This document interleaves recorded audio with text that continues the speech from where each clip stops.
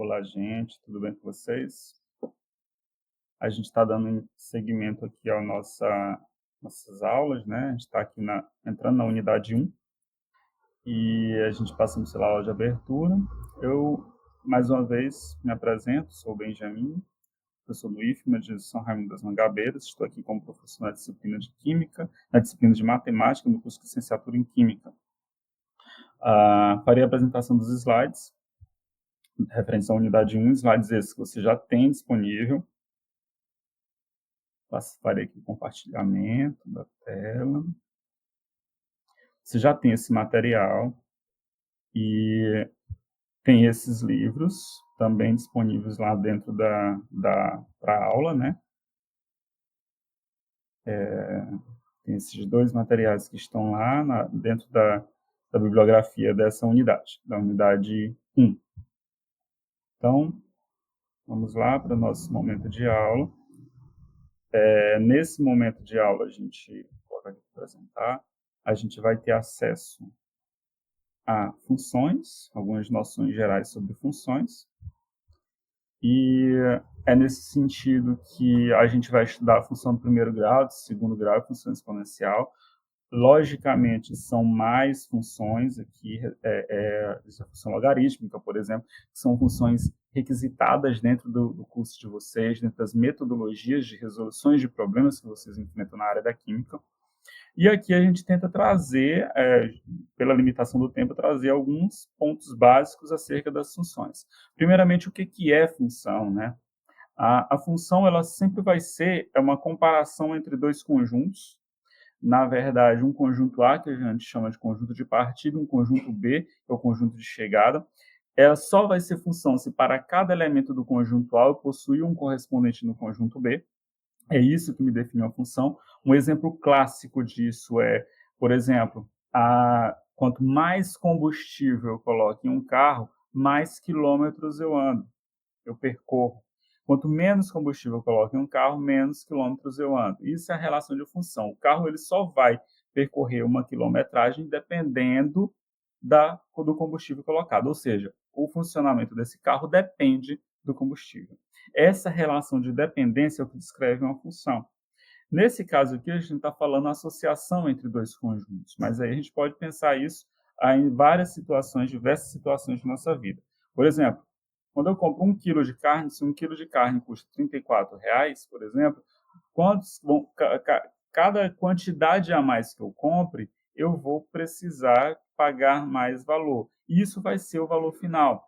Então, depende muito do preço da carne que eu vou comprar. O preço da carne que eu vou comprar depende muito da quantidade de quilos que eu vou precisar, tá? Essa função, mais uma vez eu repito, como do carro e da carne, os exemplos do carro, da quilometragem do carro e do preço da carne, são funções de dependência, são relações de dependência. A função do primeiro grau, como eu falei para vocês, que a gente vai detalhar 3 tipos de funções aqui. A função do primeiro grau é uma função que aí eu digo para vocês que dados A e B, pertencente ao conjunto dos números reais, sendo A diferente de zero, isso aqui é primordial que aconteça, senão a função ela vai ser uma função constante. A função R em R é porque eu estou falando de x e y, ela vai ser dada por f de x igual a x mais b. Essa é a lei de formação de uma função do primeiro grau. Okay? Por exemplo, f de x igual a 2x, o valorzinho de a, que é chamado de coeficiente angular, é igual a 2. B, que a gente não está vendo aqui, coeficiente linear, ele vai ser dado como 0. Nessa função f de x igual a x menos 3, o valorzinho de a, ele vai ser dado como 1. Observe aqui, ó, quem está à frente desse 1 multiplicando o x vai ser 1. E b vai ser igual a menos 3. Então, observem que eu tenho valores estabelecidos. Eu preciso que a função do primeiro grau ela tenha 2 elementos, 2 coeficientes e 2 variáveis. Vai ser sempre x e y. Esse f de x, pessoal, corresponde ao valorzinho de y no nosso conjunto, tá? Então, uma função do primeiro grau, como eu falei para vocês, tem o número a, que é um coeficiente angular, o número b é um coeficiente linear. O a é o que vai determinar a inclinação do gráfico da função. O gráfico de uma função do primeiro grau ele sempre vai ser uma reta. Quando b for igual a zero, a nossa função ela vai ser dada como linear. Observem, no caso, nesse exemplo aqui, inclusive, o 2x é uma função linear. Ela é de primeiro grau? Sim, mas ela também é linear, porque o b vai ser igual a zero, coeficiente linear.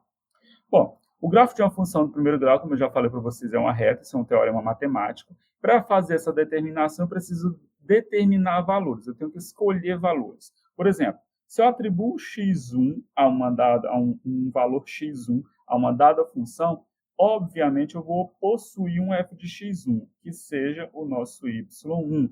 E aí, se eu tenho dois elementos, eu tenho um par ordenado formado. Se eu tenho um par ordenado formado, eu consigo posicionar isso no nosso plano cartesiano. No caso aqui, eu delimitei o ponto A. Observem aqui.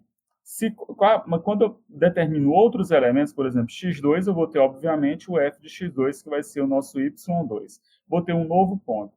Por dois pontos, passa-se uma única reta. Então, isso é um princípio da geometria. É um teorema de geometria. Então, percebam que essa ideia de função do primeiro grau vai me dar origem a uma reta. A função de segundo grau, ela é um pouco diferente. Ela não origina uma reta, mas sim uma parábola. Dados A, B e C, pertencentes ao conjunto dos números reais, tais que A é diferente de zero, a função f, R em R, é dada por f de x igual a x ao quadrado mais bx mais c. Isso daqui determina a lei de formação de uma função do segundo grau, tá? Onde eu preciso de A, de B e de C. Eu preciso de três coeficientes. Por exemplo, f de x igual a x ao quadrado. O valorzinho de A é quem está acompanhando x ao quadrado, 1. O valorzinho de B, não estou vendo ele aqui, então ele é 0. O valorzinho de C também vai ser 0. É uma função de segundo grau? Sim. O que determina isso? A potência, a maior potência da minha variável x, do meu elemento x. F de x igual a menos x ao quadrado mais 1. Quem é o valorzinho de A? Menos 1. Quem é o coeficiente B? 0, porque não tem ninguém acompanhando o x aqui. E C vai ser 1, porque vai ser o nosso termo independente. Ele não precisa de x para existir. F de x igual a 2x ao quadrado mais 3x menos 1. Eu tenho que o valor de A é 2, B é 3 e C, menos 1. O gráfico de uma função de segundo grau, como eu comentei para vocês, ele vai ser uma parábola. Só que essa parábola ela pode ter uma concavidade voltada para cima ou uma concavidade voltada para baixo. Aqui a gente vai falar de uma forma geral sobre isso, pelo tempo delimitado que a gente tem. Quando o valor de A, tudo depende do valor do coeficiente A, quando o valor de A for maior do que zero, a concavidade da parábola volta a ser para cima. Quando o valor de A for menor do que zero, a concavidade volta para baixo. Bom, f de x igual a x ao quadrado, quando eu substituo valores aqui, eu tenho, por exemplo, f de menos 3 vai ser menos 3 ao quadrado igual a 9.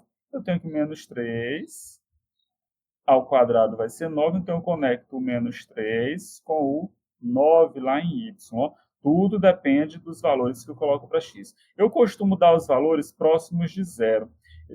Por exemplo, menos 2, menos 1, 0, 1 e 2. São os valores que eu tento substituir dentro da função em busca da constituição de uma parábola. Se isso não for possível, eu estendo mais esses elementos.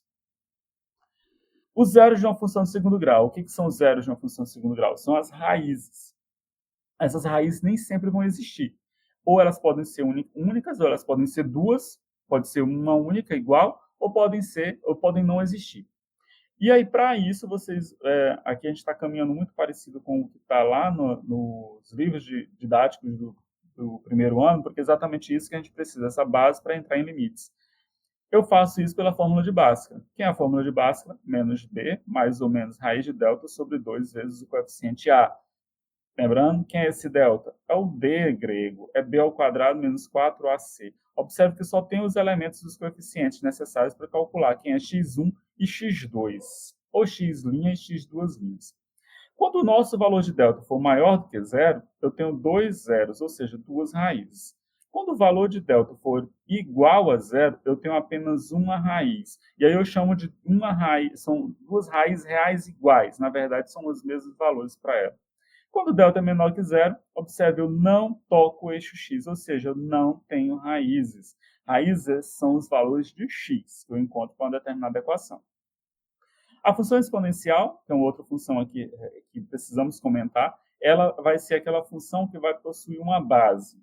Observem, a função exponencial ela é determinada por f de x igual a a elevado a x. Observem que o x é o nosso expoente e ele vai ser a nossa variável. Se o expoente ou a potência de uma base for a variável, eu tenho uma função exponencial. Sempre vai acontecer com A pertencente aos reais, A maior que zero e A diferente de 1. Mas entre A maior que zero e diferente de 1, há algumas colocações. Quais?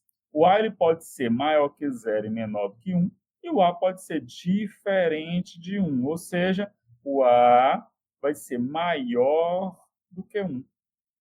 A base ela sempre vai ser positiva e sempre diferente de 1. Por quê? Se a base for igual a 1, 1 elevado a 1 vai ser 1. 1 elevado a 2 é 1. 1 elevado a 10 é 1. 1 elevado a 100 é 1. Observe que eu vou ter uma função constante. Então, eu não posso ter uma base igual ao elemento 1. Essa é a condição de existência para uma função exponencial. Base positiva, diferente de 1. Só que observe, eu tenho duas situações aqui. A maior que 0 menor que 1 e A diferente de 1.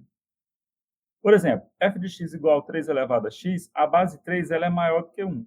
F de x 1/5 elevado a x, a base 1/5 é menor do que 1. F de x 4 sobre 3 elevado a x, a base 4/3 é maior que 1.